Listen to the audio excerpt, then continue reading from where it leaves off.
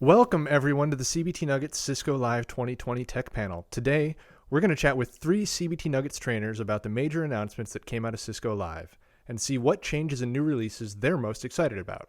Today's Tech Panel is being recorded, so if you miss anything or want to share it with your friends and colleagues, it will be available on the CBT Nuggets blog at cbtnuggets.com/blog shortly.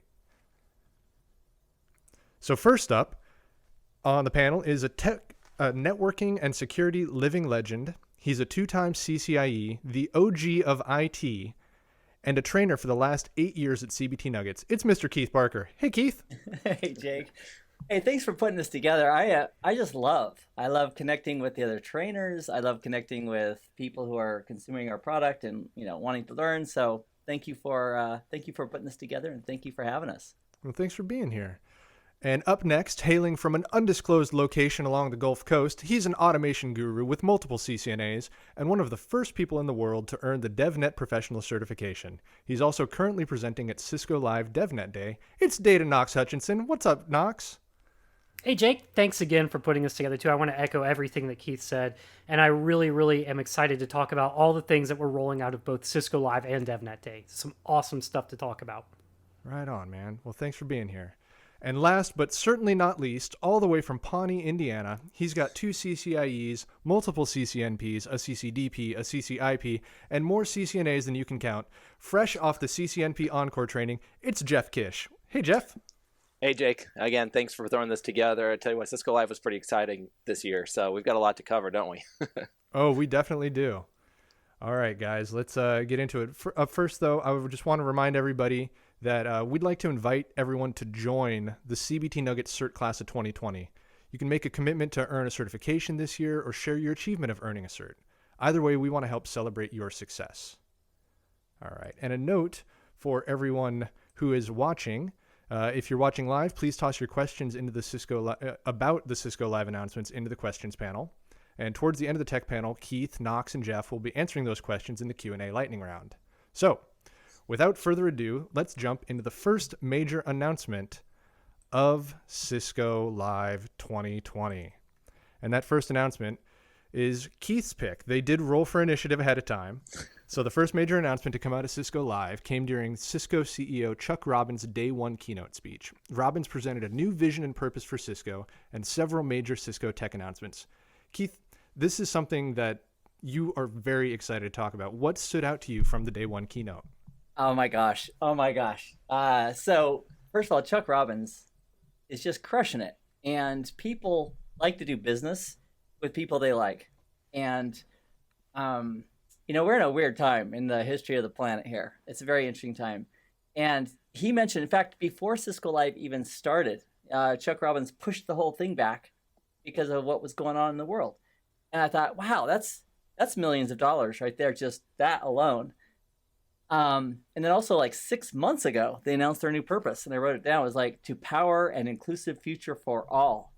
And I thought, oh my gosh, this is 6 months ago. This wasn't in direct response to some immediate situation. So I'll tell you, so I love technology. I do. I love tech. I love new gadgets. I love shiny things. I love single pane of glass for managing. I love software-defined networking.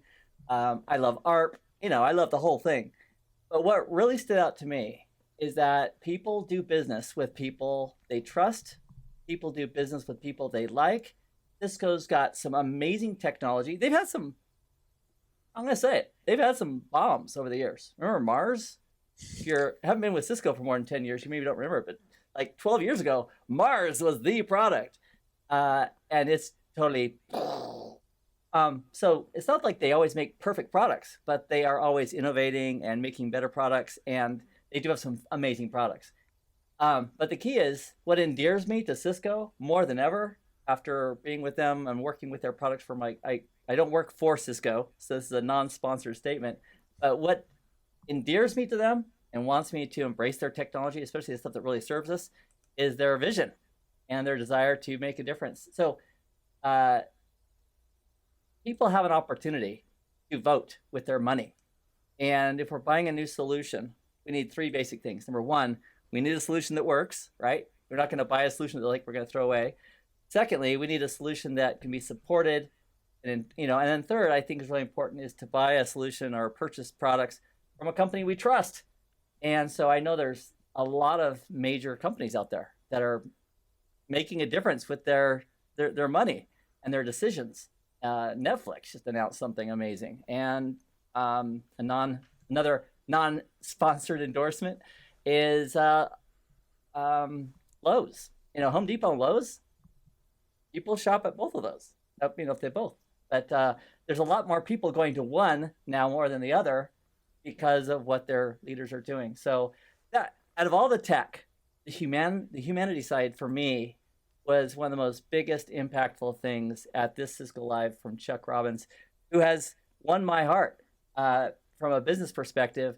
And I'm more open than ever for looking at the new technologies like SecureX and all the other things they're doing and give it even a more of a chance just because of what they're doing in the community. So that was my biggest takeaway emotionally from Cisco Live every year, which I go to or have gone to consistently. And I think I went over my time allotment, got a little carried away, but that was my major takeaway from the major intro speech from Chuck Robbins. That's all great. Keith, thank you so much for that. Jeff, Knox, what do you guys think about the keynote from day one? Was there anything that stood out to you?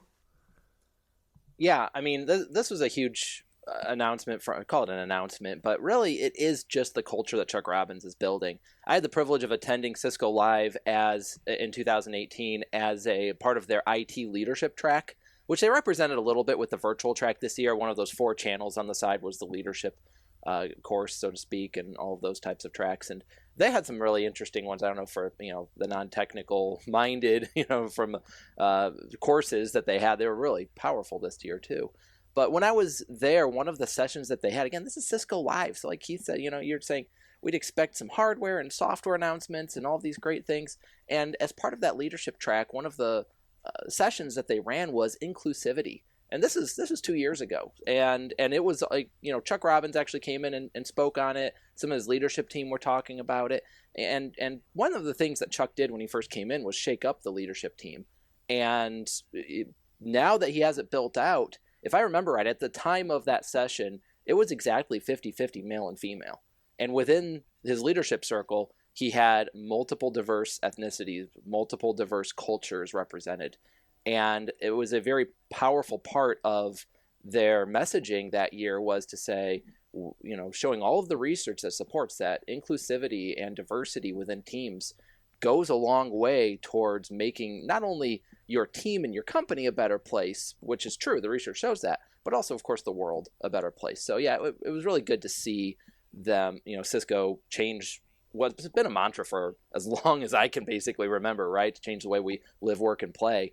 And to make it powering an inclusive future for all, I am all for that. I thought that was fantastic. Awesome, thank you. Knox, how'd you feel about it? I mean, it was an emotional response, right? I mean, in the backset of everything that has happened recently, the fact that they were already working towards this, I think that really speaks a million words about the type of environment that Chuck Robbins is building at Cisco. And with that kind of culture, it's going to shine through in the products if it already isn't. Coming from majority DevNet community myself, that is very much an inclusive and open community. The products that they're building in DevNet are open source products. They're free. Cisco's giving these products like Pi ATS away for free. And you can access any of their products online for free in the DevNet sandbox. I think it really is an initiative that is bigger than just tech, and Cisco is leading the way in that regard. They are very much putting their best foot forward, and they've been like that from the get-go, from the onset. So and that theme didn't stop with the keynote. I think that was another big thing. You're hearing it even today during DevNet Day, and those keynotes and speeches there too, and how they're building products to meet the needs of the community. That's all good stuff to hear. It's going to be really fascinating to see how Cisco continues to evolve as an organization. So thank you, Keith, for bringing this topic together. Is there anything else you'd like to say about the keynote? Nope, I'm good. All right. Well, let's go ahead and we can move on to the next topic. And for that one, Jeff made this pick. We are going to be talking about Cisco Silicon One. Jeff, this looks like a huge technological jump for infrastructure. What makes this such a big deal? There's two sides of this conversation, and we'll start with the side of the conversation we're probably all very comfortable with, which is the whiz-bang bits and bytes. So yeah, we are eventually going to talk about hardware and software, right? And here we go, because Cisco Silicon One has been making the rounds for a little while now, but they're really focusing in on it here at Cisco Live. And so, I love the fact that they said they started with a clean sheet design. They're starting out with a blank sheet of paper, which, one of my favorite technologies that Cisco offers is Cisco UCS. That's exactly what they did. They said servers kind of stink the way we manage them today. Let's start with a blank sheet of paper. If we could reinvent servers, how would we do it? And UCS was born. I mean, my opinion, the best server product on the market by a long shot because of the way it's designed and architected, not because of the bits and bytes. So Silicon One, they did the exact same thing. And they said, okay, well, how can we, if we were to redesign a routing and a switching ASIC all in one, how would we do it? And they started with that blank sheet of paper. And as a result, what do we have? We have the first ASIC that can do 10 terabytes or 10 terabits per second, which is amazing, which is, by the way, 2 times what any other ASIC in the similar classification can hit, and 3 times the packets per second, I believe Cisco said. So the performance on this is outrageous, which is amazing. They're leveraged in these new Cisco 8000 routers. It's more of a service provider play, but I'm sure it's something that we're going to see outside of the service provider environment as well. And then on these as well, we're running iOS XR7. So iOS XR7 is the software yin to the hardware yang, the Cisco Silicon One, right? So we've got this brand new, they almost pulled like a Windows, right? We went from all these fancy Windows names like Windows 7, Windows 8, etc. Now they're calling it iOS XR7 to tell us that it's a new version of iOS XR. They did the same thing. They said they took iOS XR, which is a 20-year product, and they rewrote it from scratch, basically. They said, okay, this is treated us well for 20 years, but there's all kinds of just stuff that's piling up. So let's start with a fresh sheet of paper, iOS XR7. What do they say? I've got my notes here. 50% less memory footprint, 50% faster boot times, 40% smaller image sizes. You can only do that if you start from scratch on some of these things. So a major investment on Cisco's part to do that, and good for them for doing it. Lots of new security enhancements in there. So obviously, we could end the conversation there and say, wow, look at this awesome new ASIC and look at this awesome new router software, and kudos to Cisco for making phenomenal hardware and software. But here's what really caught my eye about these announcements. Cisco, quick background for me, I've worked most of my career for a Cisco partner. So I spent a lot of my time working with organizations on what's the best Cisco solution for you, and how can we position this, and then once we sell a solution, we gotta go install it, etc. And so I get it from a Cisco partner perspective that if you really want the Cisco solution, like if me and Cisco are going to make money, you've got to buy Cisco's products, right? I mean, it makes sense. So this idea of white boxing routers and switches seemed kind of threatening to Cisco. And the fact is that it hasn't been as much of a threat, but Cisco has lost some major customers because these very large service providers and very large enterprises are building their own switches and routers now. And so for Cisco to evolve and say, you know what, our ASICs are what makes our router special, and our software is what makes our router special. And the old Cisco way of doing it was, that's a selling point. If you want the Cisco software and you want the Cisco ASICs, then here's your Cisco router. You only have one choice. It's this particular brand of router, in this case Cisco. So for them to say, you know what, we're going to evolve ourselves and we're going to disrupt ourselves a little bit and say, yeah, we've got the Cisco 8000 series routers. Those are awesome. If you want iOS XR7, if you want the ASICs, great. But for some of these larger enterprises, hey, you can buy Cisco Silicon One as merchant silicon and put them into your own white box routers. And hey, you've got your own router there. Do you want iOS XR7 as your software platform? Now you can buy that as a software platform. And Cisco, extending not only the sale of this, but then the support of it, it represents a huge shift within Cisco that I think Chuck Robbins has again brought to the table that just wasn't there before. This mindset of how can we not go against the stream, against this trend of white box servers and within some sectors, but how can we embrace it and become a better part of the ecosystem? And also, by the way, still make money with it. Make no mistake, Cisco's losing some business over this, because where they would have sold Cisco 8000s, maybe a lot of Cisco 8000s, now they're just selling the software component, or they're just selling the ASIC component. But it allows them to play in other spaces that they wouldn't have been able to play otherwise. So again, I do think it's that mindset shift. And now we see they actually advertised. Facebook is a Cisco Silicon One customer. AT&T is an iOS XR7 customer. These are companies that are huge, very large, and weren't buying Cisco anymore because they were doing it themselves. So now Cisco can play, so to speak, in these spaces and sell products where they wouldn't have been able to otherwise, which I think is, again, representative of an evolution of the company itself. That's a really good point. It's not just a technological jump, it's another business pivot. Knox, how did you respond when you saw the Silicon One announcement? I mean, outside of the obvious performance gains, which were tremendous, it also, just like Jeff was saying, it introduces Cisco's now being a player in modularity. Pieces of the solution. It's not all or nothing anymore. And I think that, again, goes towards modernization. That's just the environment that we live and work in now. So I think that's going to be a major thing to focus on in the coming years. And I bet you they start grabbing some market share back and even get more than they expect, because they're like, oh man, that ASIC was really good. Let's try XR7 for a test run a little bit. And I bet you that's what they're thinking, and it wouldn't surprise me if that happened. Awesome. And Keith, how about you? Was there anything that stood out to you for the Silicon One announcement and the major changes coming with it? Well, I think primarily... We're not able to hear you. If you could go ahead and unmute. There you are. are. I should probably unmute myself. Thank you. So, rookie mistake. So about 15 years ago, I presented with John Chambers at a Cisco Live in, I think it was San Diego, or maybe it was LA, Staples Center, which. And it was that time he was saying, long distance phone calling eventually is going to be free.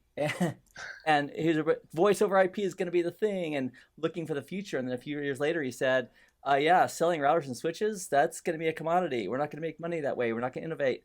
And what I love is that Chambers was always willing to push the envelope, look to the future. And it looks like Chuck Robbins knows no difference there. Like, he's identifying what's happening, making new, greenfield, making new chips, making software, making it available.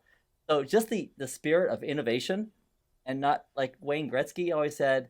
Somebody asked him, how do you know what to do? And he said, my goal is to go to where the puck is going to be, so you can have a play. And it looks like Cisco's doing the same thing. So just it's very encouraging to see that Chuck Robbins has that same type of spirit in Cisco. And I appreciate this tutorial from Jeff. I didn't realize all those details until I heard it from you, Jeff. So thank you for filling me in as well. Yeah, thank you very much, Jeff. It's a big change, and I want to be able to do it at home someday. That speed would be amazing to have. You gonna have 10 terabits per second to your house, Jake? I mean, sign me up for that. we could play games all day long. Sounds good. All right, and the third major announcement. This is Knox's pick here. The Meraki client health feature. Knox, you're very passionate about Meraki and the power of automation. What makes this client health feature on the Meraki dashboard stand out to you?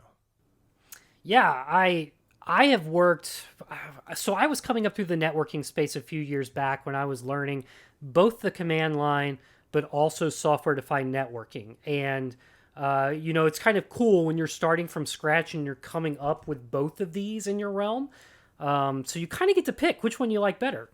And what we ended up doing is we were a consulting firm where we had hundreds of small to medium-sized businesses. So we deployed Meraki everywhere. So basically, if you're new to Meraki and you're a consulting firm, you log in one time and then pick the client that you want to work on today.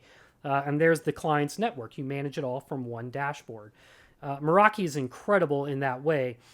But there were not limitations, but you could only take your troubleshooting so far. you could get a great insight into what's going on right now in your network, or maybe what the traffic flows have been like. But when it came to problems or troubleshooting, that's kind of where the buck stopped. You had to get involved with the client. This introduction that came yesterday during yesterday's keynote, now when you select a client in the Meraki dashboard, you can not only see the physical devices that they're connected to or which AP, but also the traffic flow itself, how that client is moving out towards the internet or towards their gateway.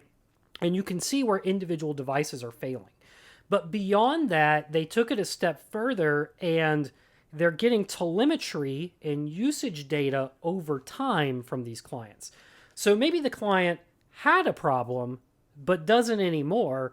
Now when I log into the Meraki portal, I can see, well, everything seems to be working fine, but I can go back in time and I could see, oh, you had an AP association failure, 30 minutes ago or an hour ago.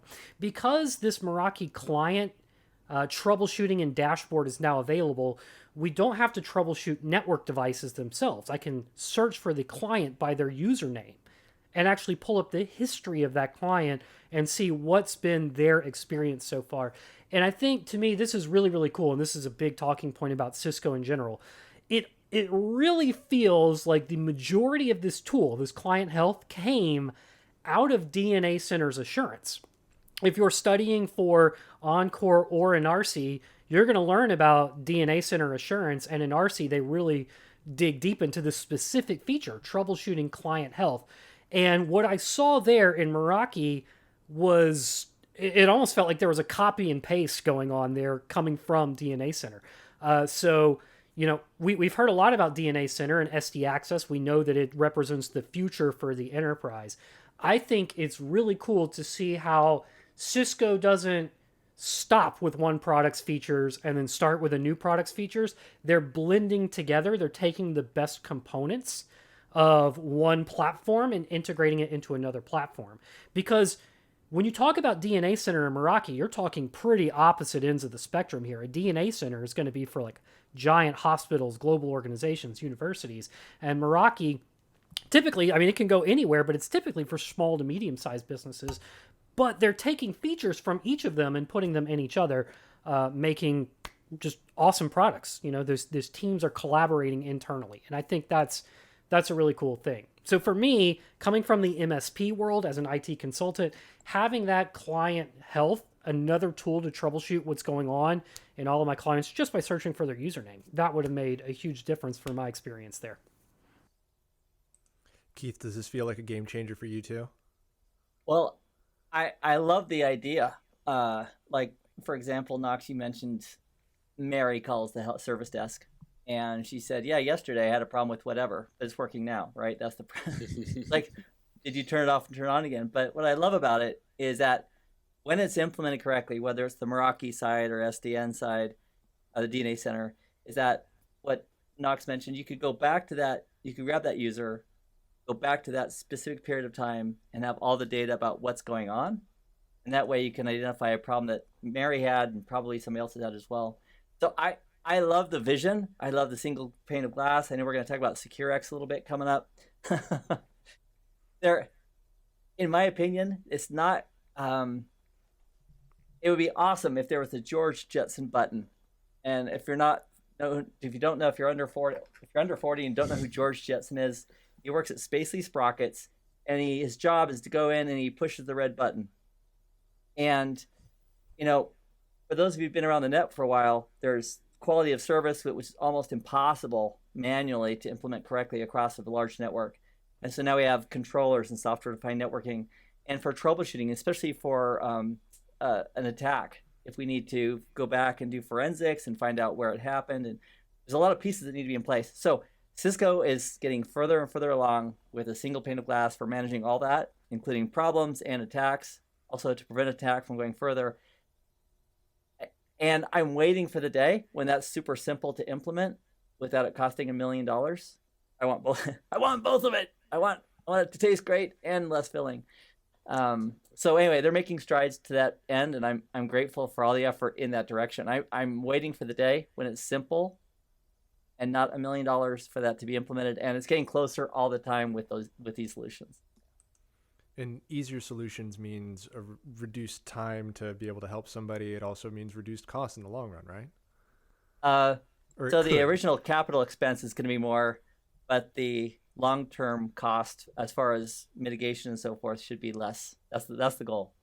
That's very cool. Jeff, was there anything about the Meraki Health client that stood out to you as well? Yeah, absolutely. And so far we've spent a lot of time talking about what some of these things mean for Cisco from a Cisco perspective, but this is the one that really hits home for, I think, all of us. And the reason for that is, Keith, you mentioned earlier John Chambers and voice, and immediately I'm thinking of like, wow, he was making that call, and how many voice engineers didn't heed that call, and all of the phone companies that Cisco put out of business because they were traditional telecom and they didn't embrace IP.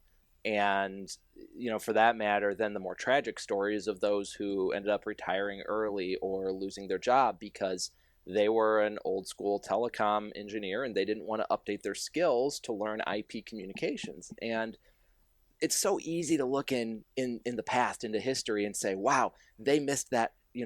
I can't believe how blind they were. They didn't see this trend coming. And we all know now how big IP communications is and how they all should have acted.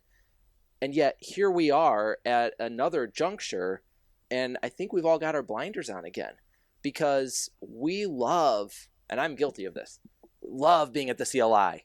With CCIEs to your name, you're going to spend a lot of time at the CLI and get very comfortable with that tool set.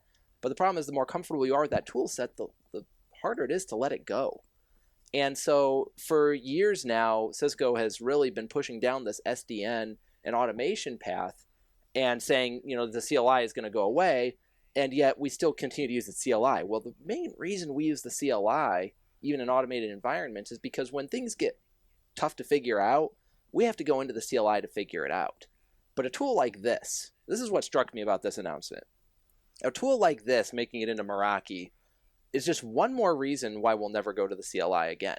Now, do we have other reasons to go to the CLI? Absolutely. But those reasons are disappearing. And so as now, Knox just brought it up and explained it well, this is correlation. How many commands do I have to enter to a CLI to figure out that so-and-so at this time had trouble connecting to this access point? And yet it's right here in front of me in a dashboard. And so I would say, sound the alarm a little bit. This should be firing off little red sirens in the back. Can a siren be red? But I think that was combining a couple of things there. But either way, it should be sounding small sirens off in the back of your head because, wait a second, this is one less reason to go to the CLI.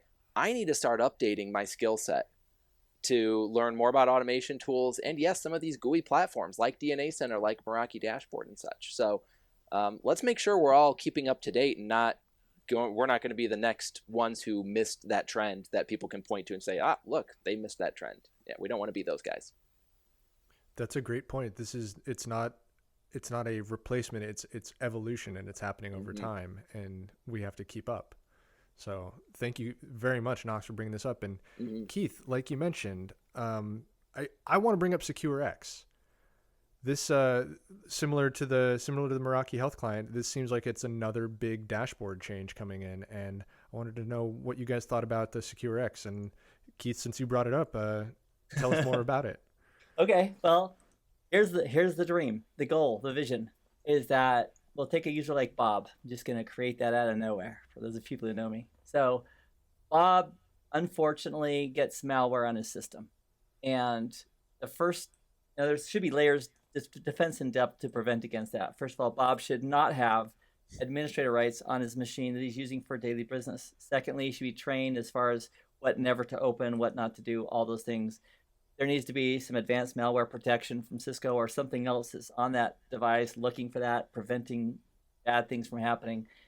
But if he does get it, and then there's a worm or there's a backdoor or Trojan that starts to build a connection out to China or wherever it is, or starts to go to other machines and infect those machines, or pivots and starts to scan the network, all that needs to be contained. And many environments, not going to say all, but many environments, first of all, don't know what's happening. That's unfortunate. Secondly, when it does happen, as far as shutting it down, quarantining it, they're not sure how to do it. Third is, how do they do forensics and find out what happened and how far it went? So we definitely need some tools in place to help identify that. That includes next generation firewalls, the firepower. It includes AMP, the advanced malware protection running, let's see, everywhere. It includes, firewall, web security appliances and email security appliances or devices. And then coordinating all that so that if something bad does happen, it can be shut down quickly. And sort of like the Meraki and the forensics going back and saying, okay, what happened? Jeff, you're spot on. Doing that manually, looking at security logs, going to this device, you're not going to find out the trajectory, where it all went. So it is a combination of having the right software and hardware in place in your enterprise. And then SecureX, the goal is to give you a single pane of glass to help coordinate all of that, regardless of what product it is from Cisco. And the other thing that can't be done is you can't do it all in-house as far as identifying all the malware. That's why Cisco has Talos, which is the security intelligence in the cloud, which can automatically educate your security appliances, say, hey, this block of addresses from country XYZ is, now has a reputation, and so you should defend against that more or have it on higher alert. Or if there's new, just like nobody's going to, hard code in updates to anti-malware software on your PC. Same thing is with your security appliances and AMP and everything else. You need somebody in the cloud, in this case of Cisco, it's Talos, who is giving updates and information and analysis dynamically at the speed or close to the speed that the attacks can happen. So SecureX is a fantastic idea, and it's going to be a little...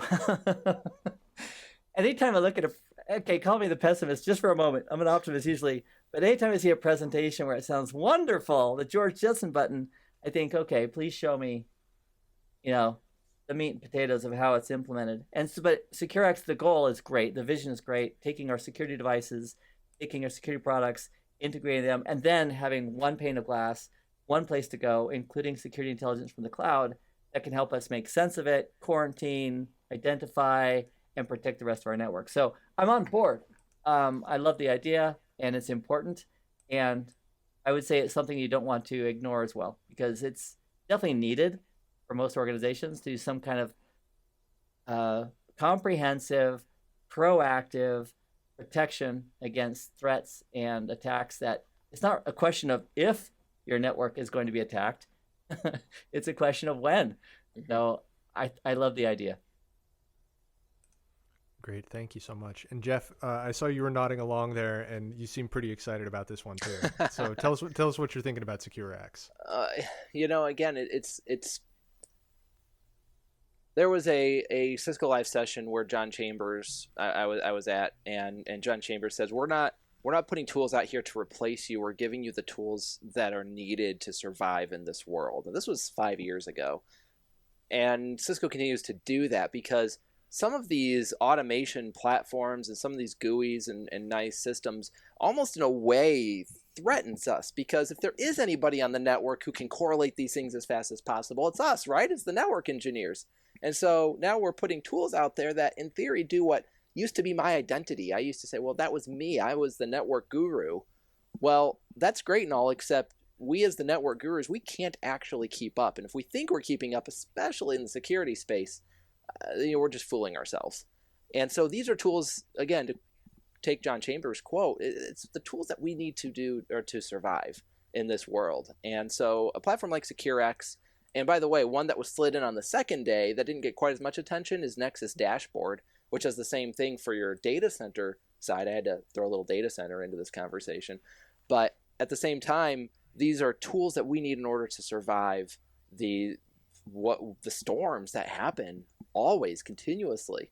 And none of us are going to lose our jobs over this. Can you imagine, like, oh, okay, well, freed up 10 hours of my week. Oh, they don't need me anymore. No, those 10 hours are going to get absorbed by tasks that really are probably the more important tasks, but I can't get to those because I'm so busy in my day-to-day.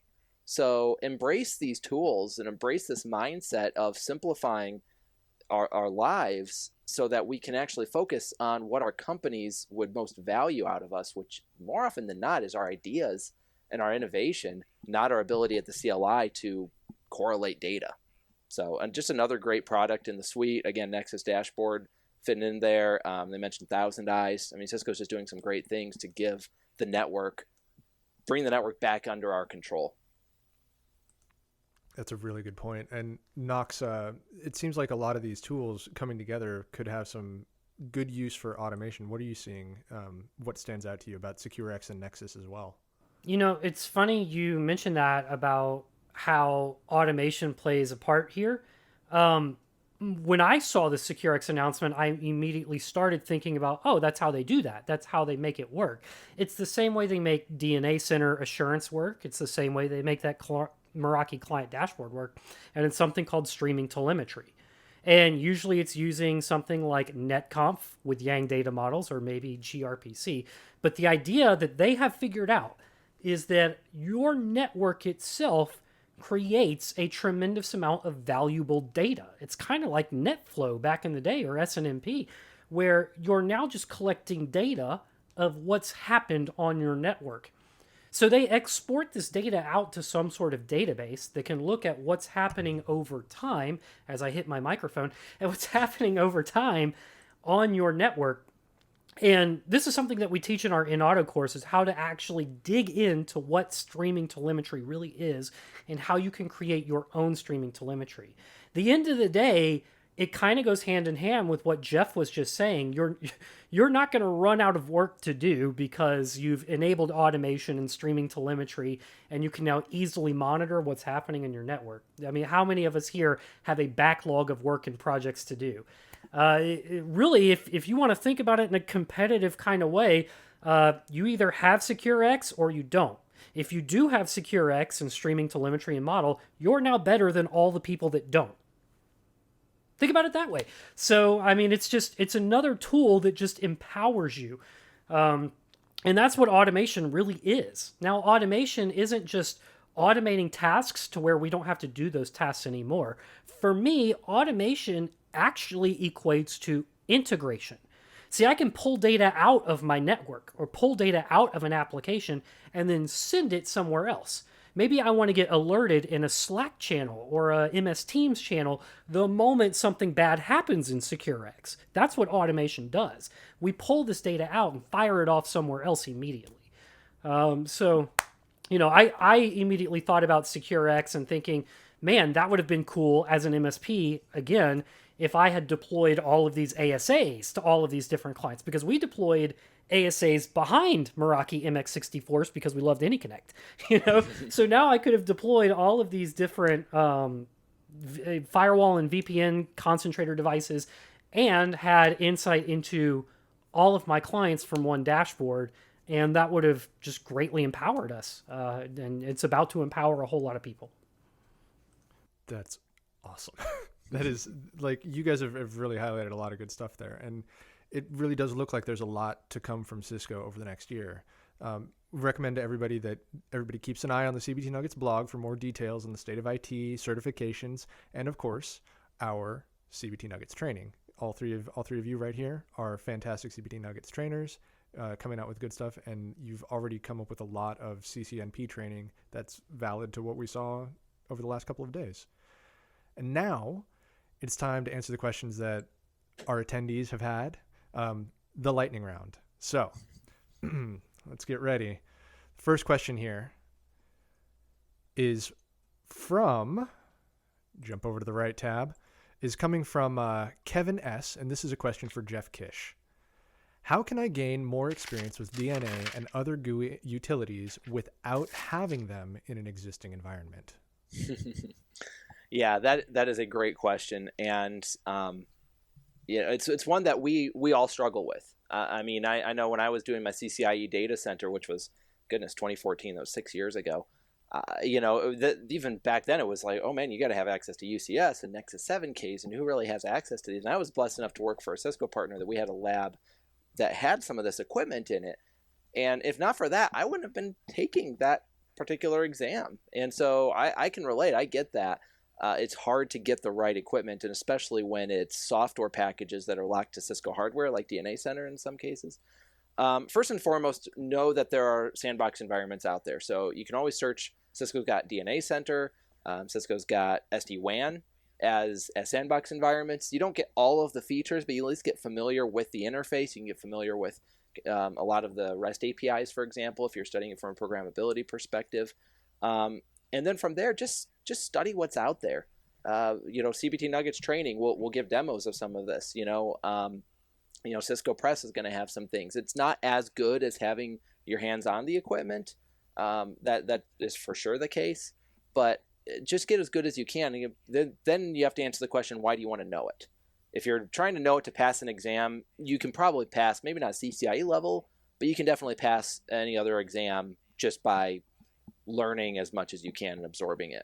If you want to be an expert so you can get a job at that, then go as far as you can, do well in the interview process to get that job with a company that has those products, and then you'll be able to get your hands on.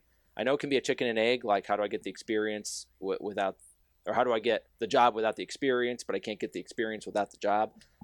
But sometimes it's just a matter of, recognizing where you are, applying for the right level of jobs, and making the most of the opportunities that you're given. So I hope that remotely answered the question. That's great. Thank you so much, Jeff. Good. All right, and our next question is for Keith. Keith, this question is from Gus L. Which announcement from Cisco Live do you consider will have the most impact for current and new trainings at CBT Nuggets? Well, Gus, thanks for the question. And by the way, Gus, good to see you. With the importance in security, including SecureX and everything that supports SecureX, I think the biggest impact for me and some of the team that does the secure products is that we're probably going to focus a little more heavily on some of the CCNP content regarding security, including I know Knox, the automating security is one that we've talked about. That's on our radar. There's a couple involving the Cisco firepower that tie into SecureX that are on our radar. I'd say that the professional level security is probably, for me personally, the biggest out of all that happened this week. Probably the biggest impact as far as the importance would be those. Great, thank you. All right, next question is for Knox. Knox, this question comes to you from Namdi R. How do we provide internet access to rural communities?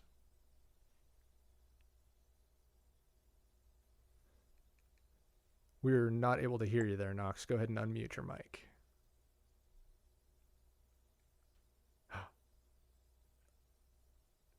There he is. Is he gone? Okay, I'm going to jump questions and we'll come back to you, okay? All right, here's a question for Jeff. Jeff, is conventional networking dying with cloud increasing in popularity? That's a question from Grant M. Oh, heavens, no. Quite the opposite. Networking is going to absolutely be required. There are some skills that as companies embrace a cloud mindset, if they're moving their workloads to a cloud or they're embracing a software as a service model, if you're a Windows manager, you might find yourself with less Windows to manage. But the networking to get to the cloud, the networking within the cloud, the networking security between cloud and on-prem, the networking is just getting more important. And that's why we're seeing these tools, as mentioned earlier, DNA Center and SecureX and these. The reason why Cisco's putting these tools out there is not because, if the network was getting less relevant, what would Cisco have to gain by putting billions of dollars into R&D for these packages? The network is getting more important, and we're desperately needing these tools in order to wrap our arms around the network so that we can secure it and lock it down.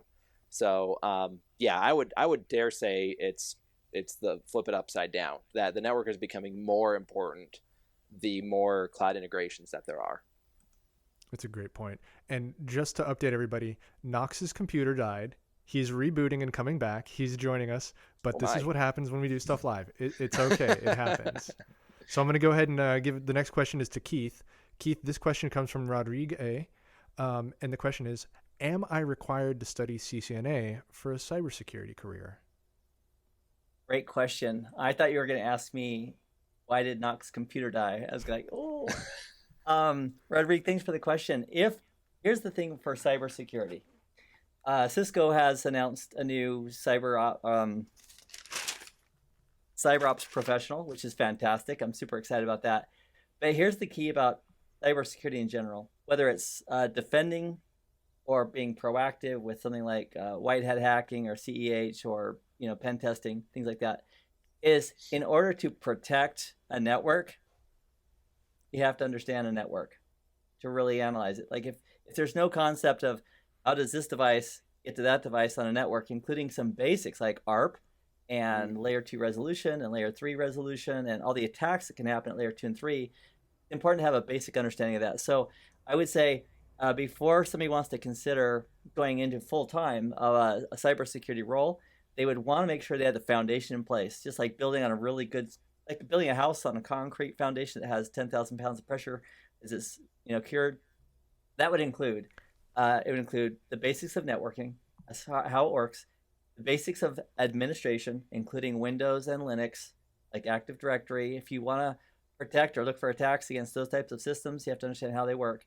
So systems admin, networking, and then I would say yes, cybersecurity can be built on top of that, including pen testing, the aggressive side, or the cybersecurity analyst, the defensive side, or working in a security operations center. But if you try to shortcut any of those foundation pieces, it'll bite you later. So I would encourage you to set out a plan, get the foundation. You don't have to have a CCNA to do that, but you should have the knowledge of a CCNA to really be effective as a cybersecurity person working in a SOC involving networks and systems. Excellent. Thank you so much, Keith. Welcome back, Knox. We missed you. I know you were ready to answer the question, so I'm going to go ahead and redirect it to you. That question from Namdi. How do we provide internet access to rural communities? I think that is such a good and important question, and they actually talked a lot about that exact thing throughout Cisco Live too, where they were trying to bring internet to remote villages and farmers.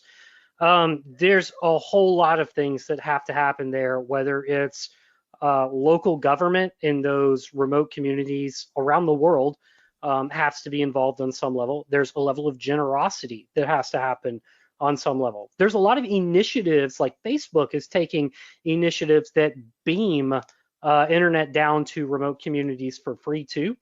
That's really, really incredible.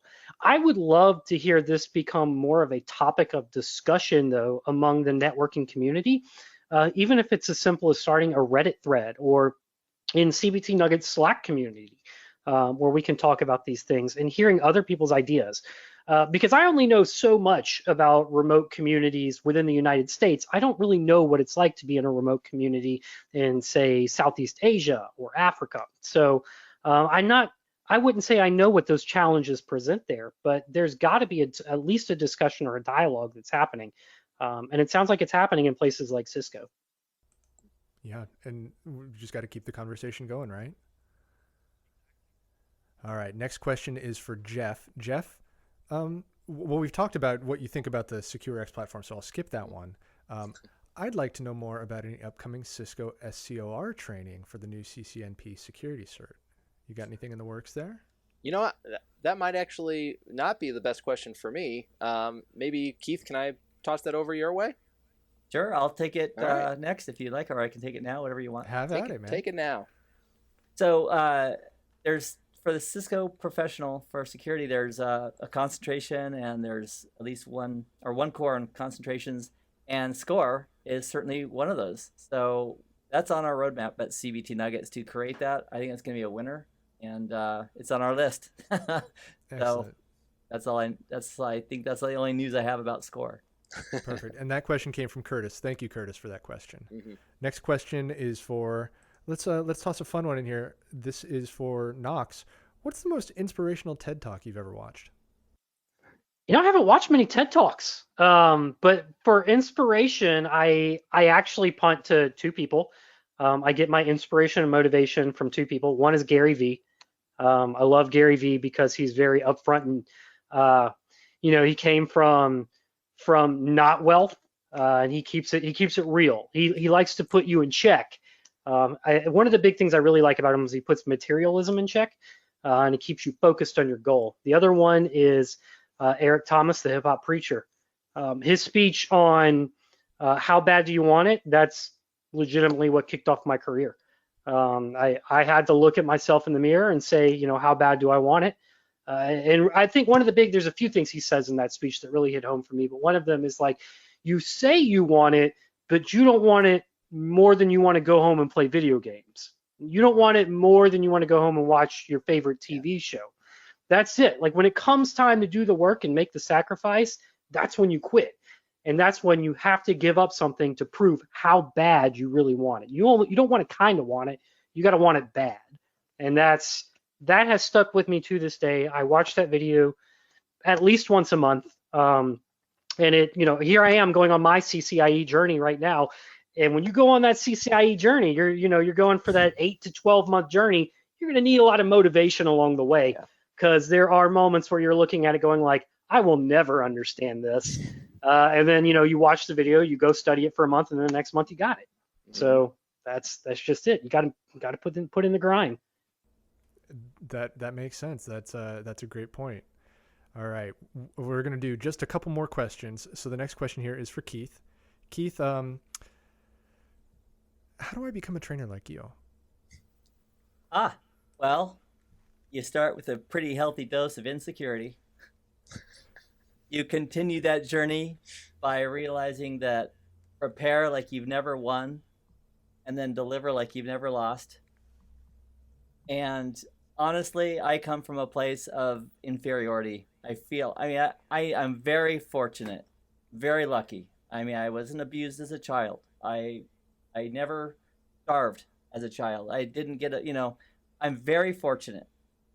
But at the same time, I feel like I am just the lesser. I always felt lesser. In fact, I do right now with Jeff and Knox in this room.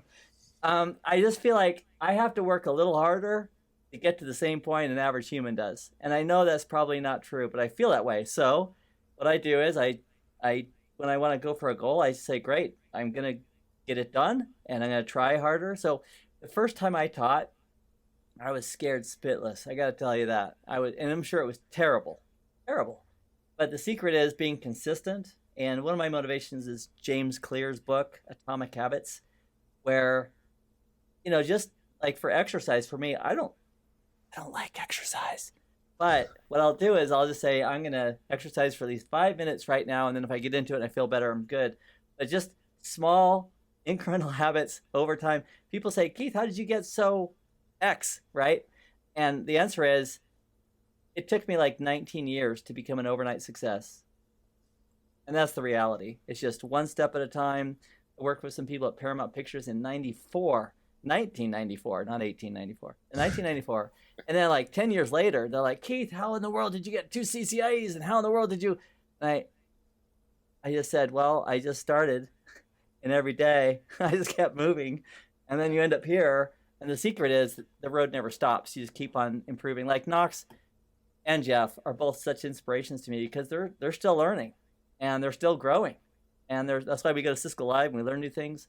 So I've got, in the Discord server that I'm a part of, I've got some gentlemen who are 16 and 21, and they're kicking my butt.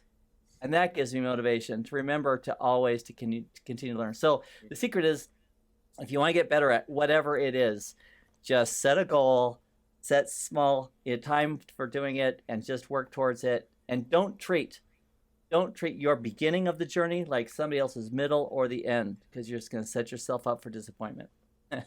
All right, I took too long for that. But that is the secret such is great advice. Yeah, the secret is just keep on going and be happy about it.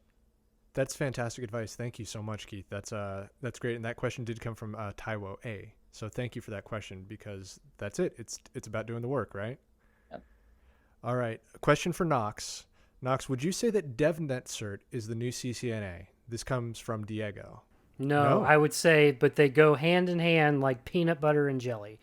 I told a lot of people, like, it really would help to have your CCNA before taking the DevNet Associate, because you need to understand what you are automating.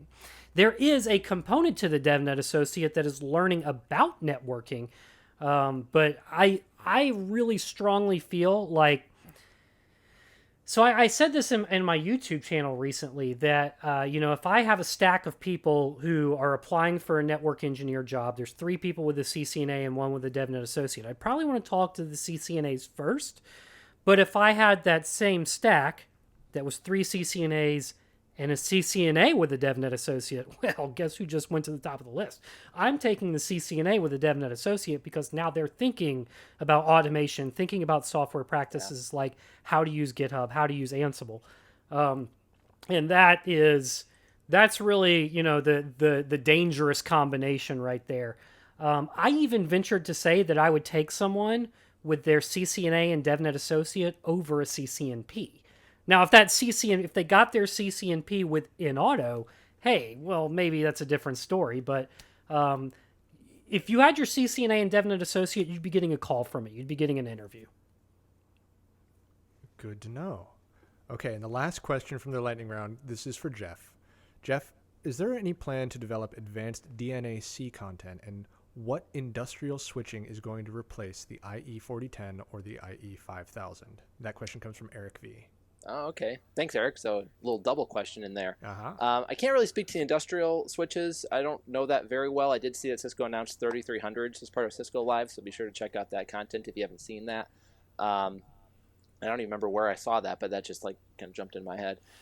As far as the DNAC stuff, I can tell you that there is an immense burning passion within the trainer team, and specifically among the 3 trainers featured in this Tech Talk, that wants to see more content delivered around DNAC. So that's the only thing I can tell you for sure. I can't give you any other specifics, but I can tell you that the desire is definitely there.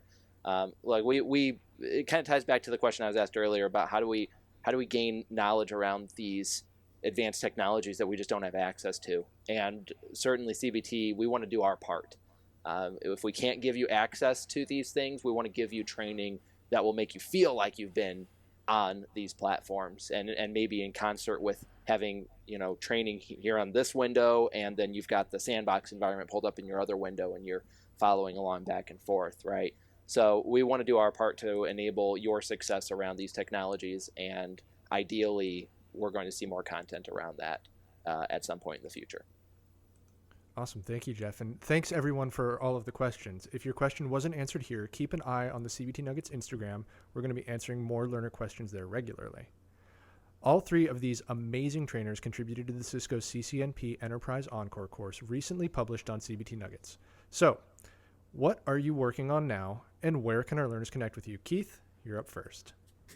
All right. So on the docket, what I'm working on right now is a course for CompTIA's Pen Test Plus.